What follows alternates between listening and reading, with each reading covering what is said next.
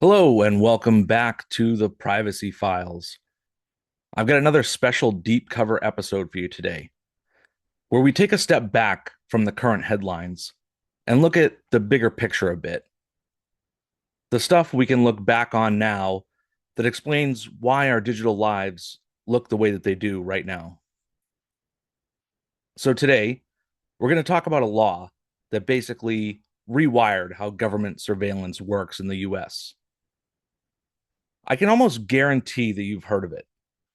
I'm talking, of course, about the Patriot Act, passed just 45 days after 9/11 in this thick atmosphere where everybody was terrified and politicians were lining up to prove they were tough on terror.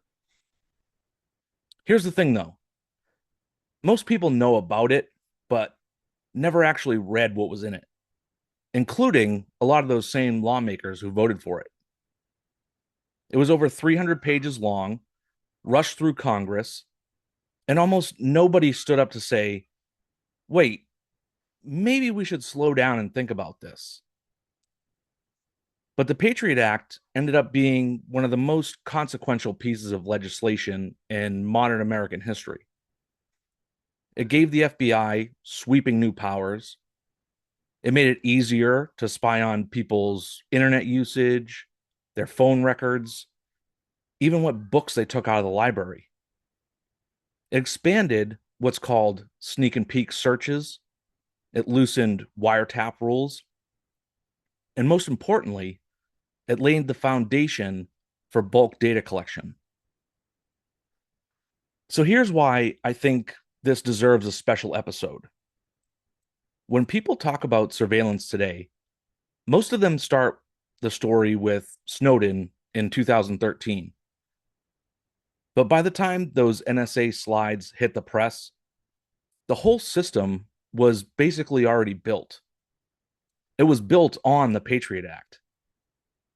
And companies like Palantir, which I hope everyone is familiar with, and you've probably heard me talk about before, they were right there, plugging into that infrastructure and helping to weaponize it. So, in this episode, I want to break down the important sections from the Act that made this weaponization possible. We'll look at what the law actually said, how it was used in practice, the names of the people and companies that ran with it, and how this law from 2001 is still shaping the surveillance state that we live under right now, more than 20 years later. But before we get into all that, I have a small favor to ask. Can you quickly hit the like button, restack this, or share it depending on where you're watching or listening? And as we move through today's episode, comment about what section of the Patriot Act you think was the most dangerous. I really do appreciate the engagement. It helps push this content to new and interested people. Also, be sure you're subscribed so you never miss an episode. Okay, let's get into today's video.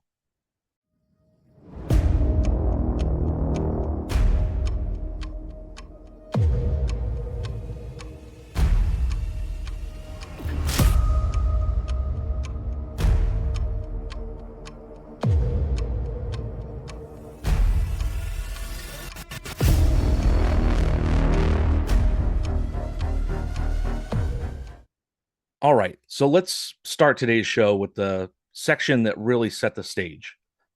Section 215. Now, on paper, this gave the government access to what they called business records. And I know that sounds harmless. I mean, business records makes you think receipts or maybe some invoices in a filing cabinet. But in reality, the way it was written, it basically meant anything: phone records, internet logs, bank statements, even, like I mentioned, library borrowing history. If a company had the data, the government could demand it.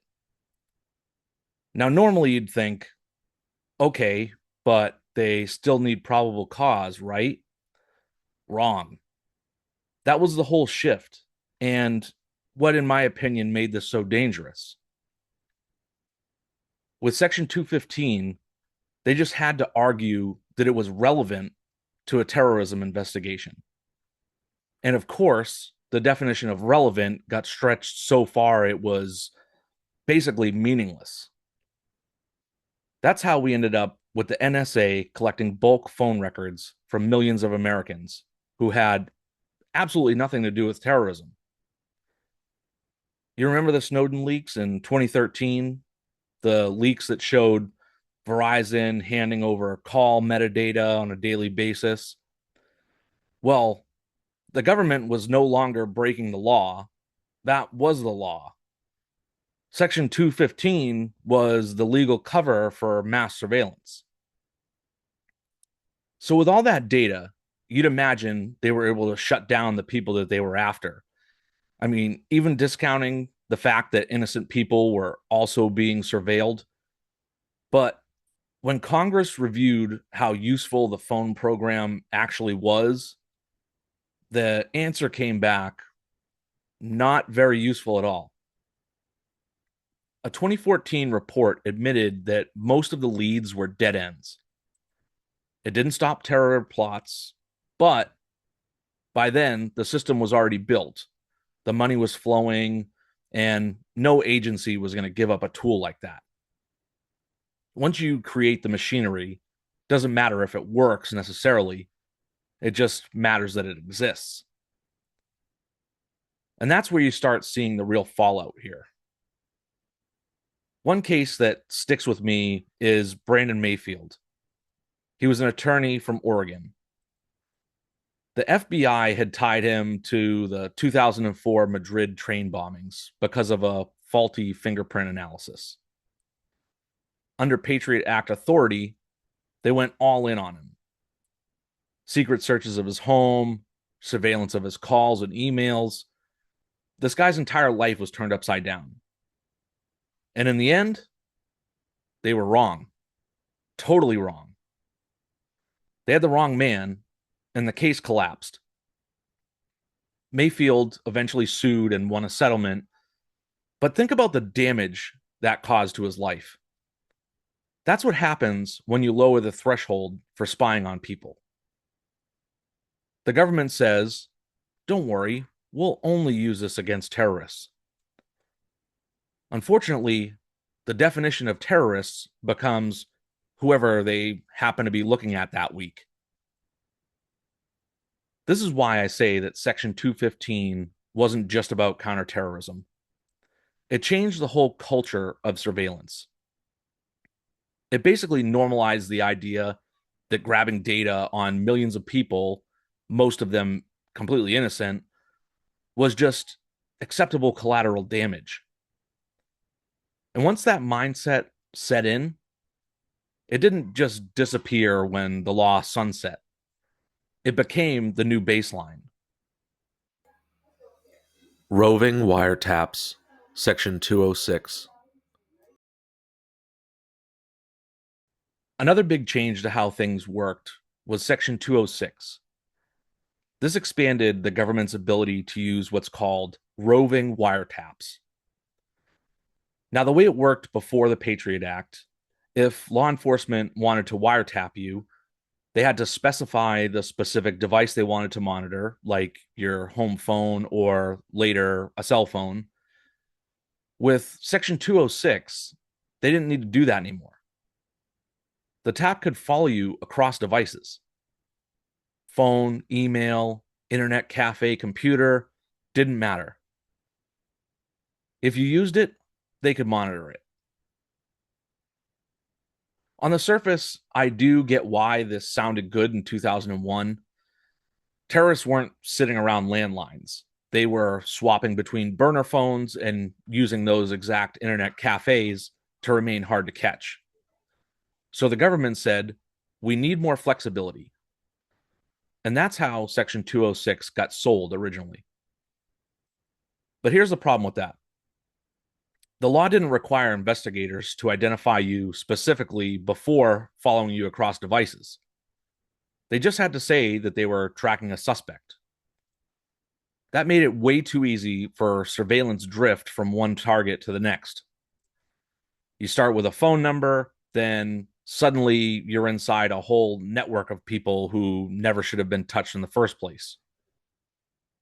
Again, anyone they deemed relevant was captured under this umbrella of surveillance and seen as a possible threat, giving them full capability of implanting themselves in your life. And this certainly wasn't hypothetical.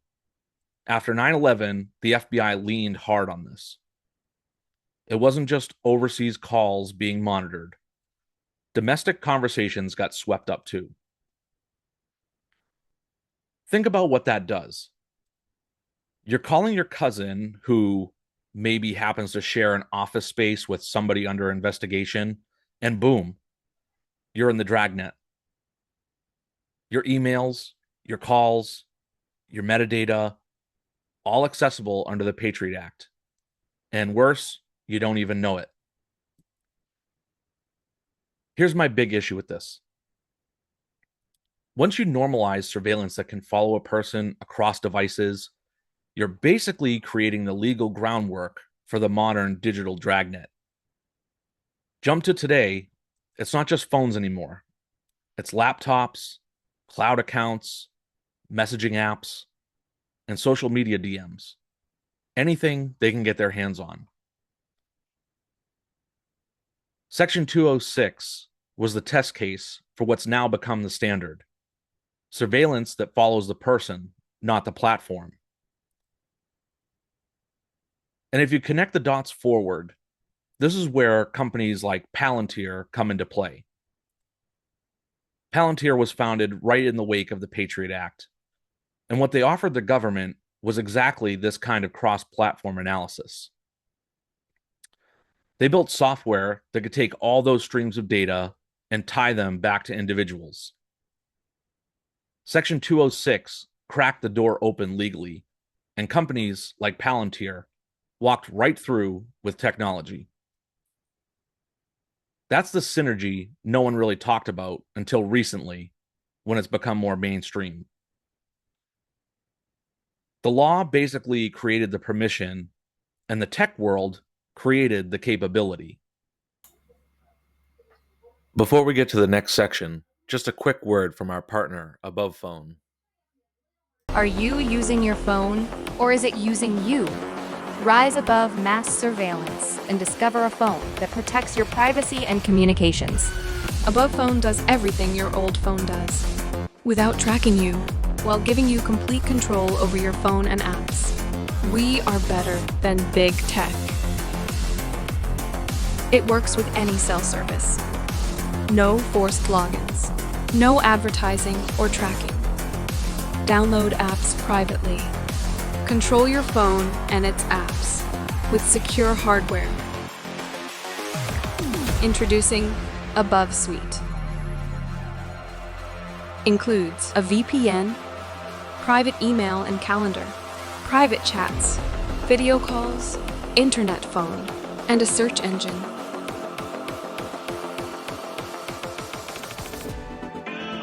Don't worry if you're new. Every phone includes a free 45-minute live call. You also get free email and chat support, free guides and video courses.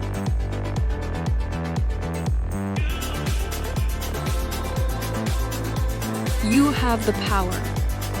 Rise above with Above Phone. AbovePhone.com.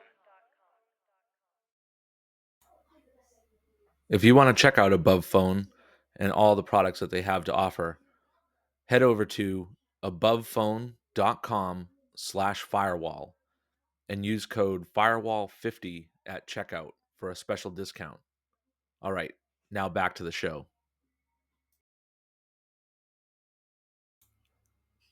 Sneak and peek searches, Section 213. Another piece of the Patriot Act that doesn't get nearly enough attention is Section 213, sometimes called the sneak and peek provision.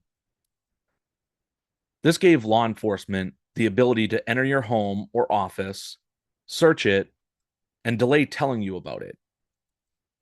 In other words, they can break in legally, look through your stuff, copy your hard drives, take your photos, and you might not find out for months or even years.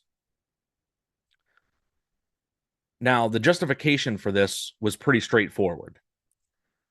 If you tip someone off that they're under investigation, they could, potentially destroy evidence or flee.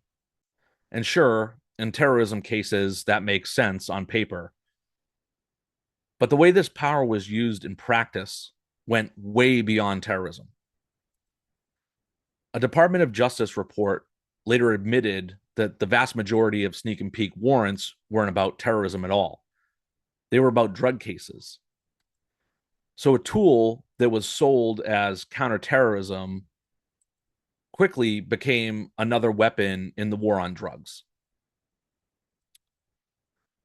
Here's where it gets interesting. Normally, a delayed notice search warrant had to be justified by something extreme. With Section 213, it became virtually routine.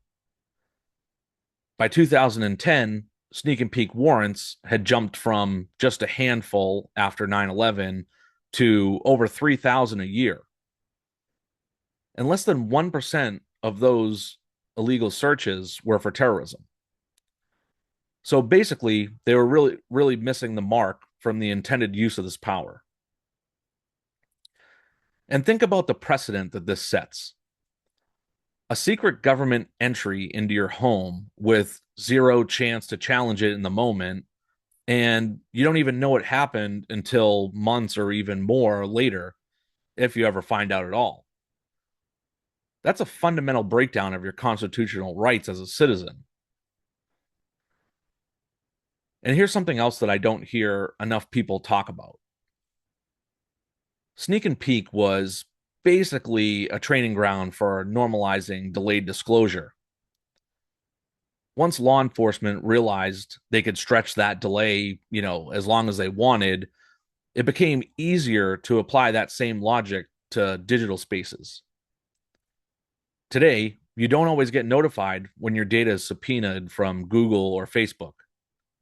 Sometimes it's delayed for months or years, all for investigative reasons. That culture of secrecy traces right back to Section 213. Now, you may be starting to put the pieces together here. It's not just law enforcement exploiting this access. Companies like Palantir thrive on this kind of access. Their whole model is about piecing together data quietly in the background. They don't need to knock on your door. They just need you to be in the pipeline of information flowing to the government. And Section 213 helped create an environment where the idea of being monitored without your knowledge wasn't just accepted, it was codified into the law. The culture shift.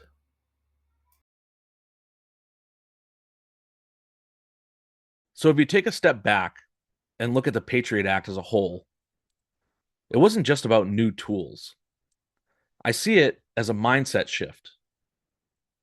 Before 2001, surveillance actually had limits. The FBI needed probable cause. Searches had to be disclosed. Wiretaps, they were tied to specific devices and were constrained to specific conversations for a predetermined amount of time. If evidence was obtained outside those guidelines, it was deemed inadmissible. The Patriot Act completely flipped that script. Suddenly, the assumption was, if we think it might be relevant to terrorism, we're entitled to it. And again, terrorism was defined so broadly, it could cover just about anything. So the Patriot Act didn't just expand government powers. It, in effect, set a new cultural baseline. It told agencies, you don't need to wait for evidence before you start collecting. Grab the data first and justify it later. And once the door opened, it didn't close, even to this day. You can see it in how agencies operated after 9/11. The NSA started building the architecture for bulk data collection. The FBI leaned heavily on sneak and peek searches, most of them in drug cases. The CIA started running expanded black sites and extraordinary rendition programs under the umbrella of counterterrorism.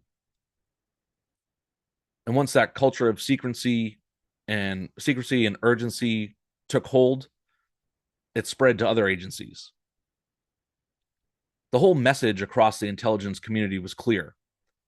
Don't get caught flat-footed. Collect it all and sort it out later. So let's talk directly about Palantir, because this is where the story really comes full circle.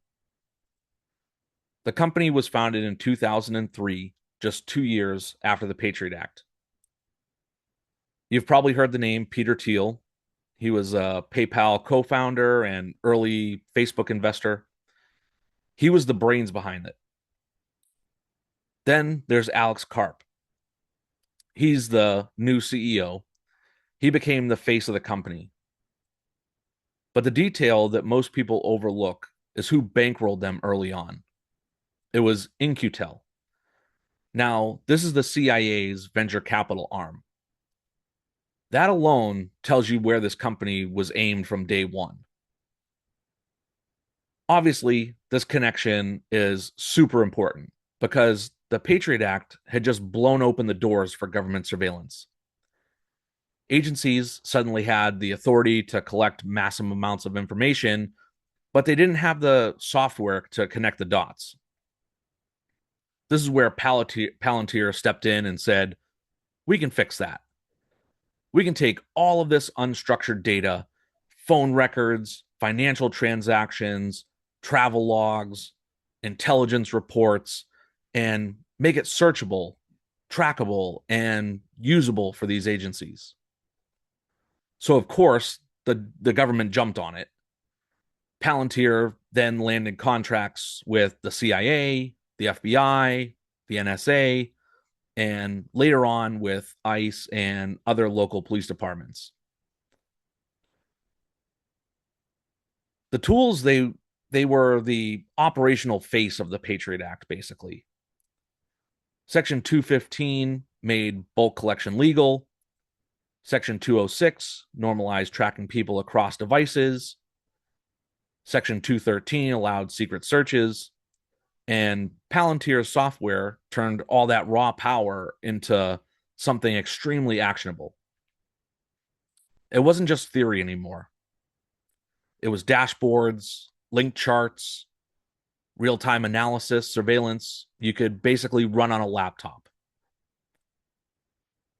The insight in this, I think, that's often missed is Palantir isn't simply a contractor. They embody the shift from surveillance as a government activity to surveillance as an industry. The Patriot Act created the demand. Palantir and companies like them supplied the product. And when you put profit into the equation, you've effectively guaranteed that this machine won't just stop because a section of the law sunsets. There's too much money, and too many careers were built on it. I mean, look at the last 20 years. Palantir's software has been used in Afghanistan to target insurgents. It's been used by ICE to track immigrants and by police departments to predict crime in American cities. That's a direct line from a law passed in the panic after 9/11 to the tech tools being used against citizens today. Can you say Minority Report, anyone? And that right there is what makes this whole story so important to everyone listening. The Patriot Act rewired the entire ecosystem. It created a permanent feedback loop. New powers lead to new data, which lead to new contracts, which leads to new tools. And Palantir is just one of the many companies that's living proof that once surveillance becomes profitable, it becomes permanent.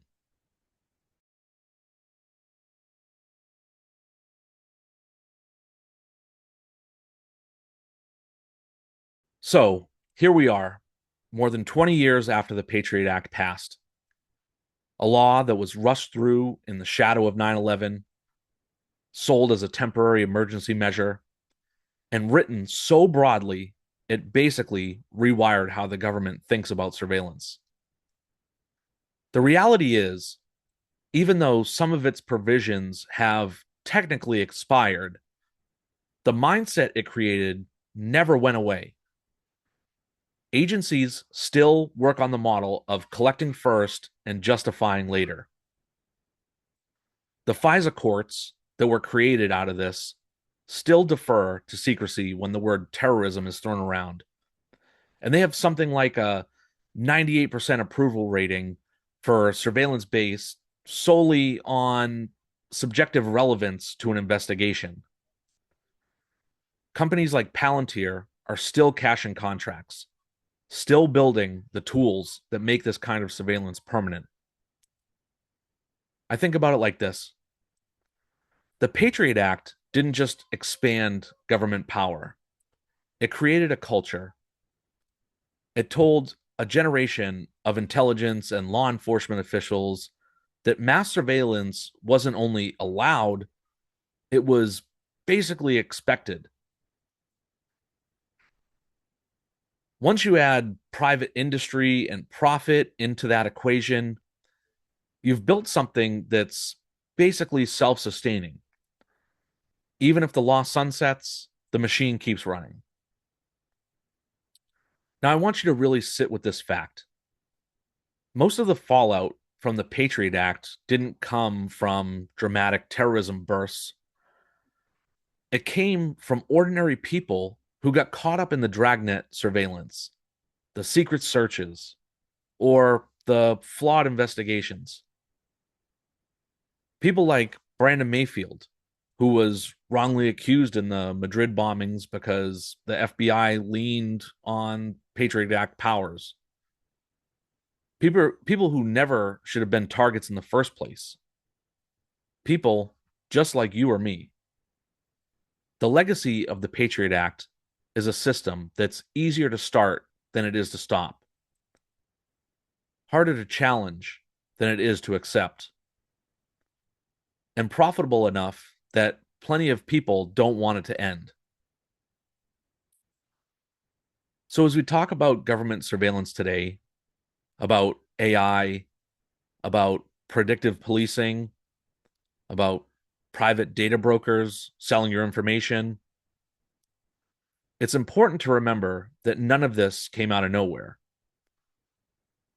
It came out of one single moment in 2001 when fear was high, debate was low, and a 300-page law rewrote the rules. And the uncomfortable truth is, we're still living in that world. All right, that's where I'll leave it for this one. The Patriot Act isn't just a moment in history. It's the foundation for the surveillance culture we're still living in. And if you've been with me long enough, you know I'm not interested in just pointing at the problem. I want to give you ways to push back. So if this episode hit close to home and you want to take your own digital security more seriously, I've got something to leave you with today. Right now, I'm running a summer sale over on my Gumroad store. All of my best-selling ebooks, workshops, and digital tools are 50% off until the end of the month. These are the resources I've built to help you harden your own defenses without turning it into a full-time job. You can find all these tools at beyondthefirewall.gumroad.com. And you'll want to use code August50, all uppercase, at checkout. Go grab what you need while the sale's still running. And if you want to go even deeper, consider upgrading to my paid tier on Substack and become a firewall insider. You'll get weekly members-only content where I share my most powerful strategies, tips, and tools. You also get exclusive access to the Firewall Report app for real-time cyber threats, a digital copy of my book, The No BS Guide to Securing Your Network, to give yourself enterprise-level security at home. And you'll also get 20% off all my digital products year-round, as well as first access to my new tools. Upgrade today by going to beyondthefirewall.substack.com/insider50 for a 50% discount for the first year. Like I mentioned, you get first access to all my tools, like my latest project, Clarity. It's a tool I developed so you can analyze terms of service or privacy policies to see exactly what data is being given away, how it's used, and who gets it. And more importantly, you'll find out what you can do after accepting to best protect yourself. There's also a malicious link and document analyzer, so you'd never have to second guess before clicking a link or opening a document. And good news, there is now a convenient browser extension for almost every browser that you may use on a daily basis. If you want to check out Clarity, you can head over to myclarity.us. I'll also leave links to all of these things that I've mentioned in the show notes. Okay, that's it for this episode of the Privacy Files. Thank you so much for listening. Be sure to like, share this, and leave a comment before you go. I'd really appreciate it. And as always, until next time, stay informed, stay secure, and stay curious. I'll see you in the next one.